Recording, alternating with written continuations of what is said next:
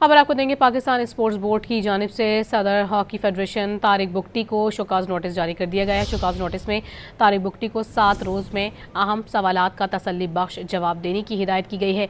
7 रोज़ में जवाब नहीं दिया तो हॉकी फेडरेशन का मामला वज़ीर आज़म को भेज दिया जाएगा। आपको इस अहम खबर से मुतालिक आगाह कर रहे हैं। तारिक बुगटी हॉकी फेडरेशन के नाकाम सदर साबित हुए हैं। शोकाज नोटिस में ये कहा गया है। मज़ीद बात करेंगे, अपने नुमाइंदे इमरान सिद्दीक हमारे साथ मौजूद हैं।